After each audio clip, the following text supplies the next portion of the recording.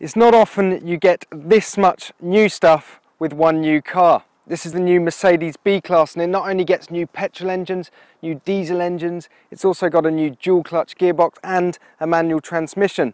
And this is the first introduction of a brand new front wheel drive platform that we're going to see on the Mercedes A-Class as well. And here's something you might not have known.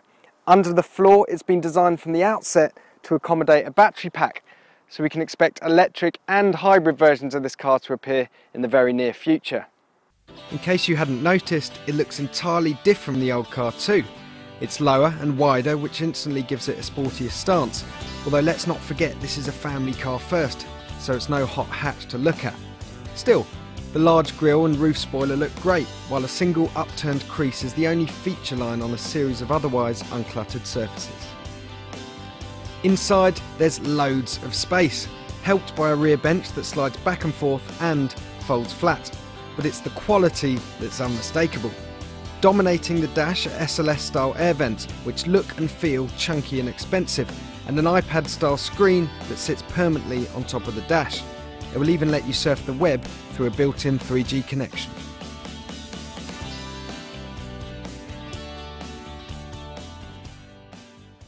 Dynamically, the headlines here are that the centre of gravity has been lowered by about 20 millimeters, and there's a new 4-link suspension setup at the rear.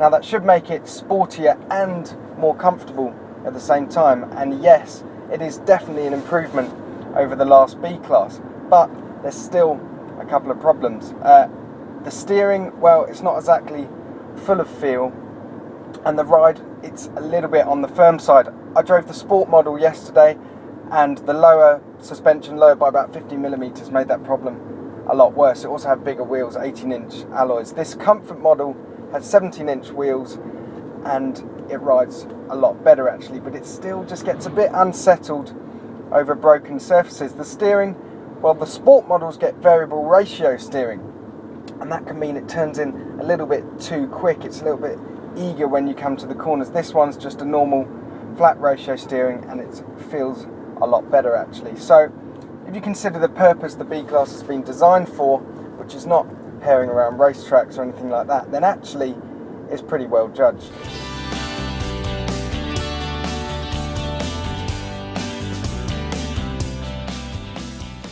The engine choices, there's brand new 1.6 turbo petrol engine. You can get that with 120 horsepower, 154 horsepower, or there's this, which we're driving now, which is the 1.8 diesel with 107 horsepower or 134 horsepower. I've driven both of them, and I have to say it's the diesel that's by far the better engine. The petrol's really smooth, quite fast once you get it going, but you've often caught off boost with the turbo, which is quite annoying, and have searching for a lower gear. The diesel is a lot torquier. It kind of suits the family nature of a car. If you're going to be towing along a whole family and all the luggage, it's just a lot better.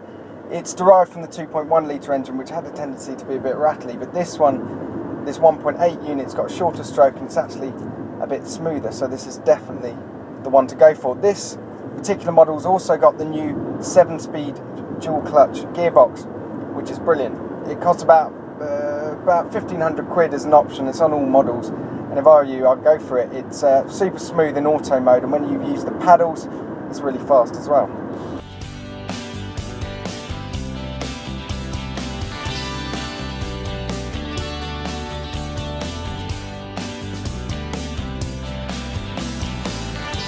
Prices start from just over 21 grand to just over 26 grand. That's before you start adding options like the 500 quid sat-nav or the £2,000 3G internet connection. But I reckon once you have a look at the quality that's on offer here, the practicality, and consider that badge on the bonnet, it doesn't actually look like that bad value. Okay, so the Ford C-Max is more fun to drive, but the B-Class doesn't really have any direct rivals. So for that reason alone, I think it's going to be a huge success.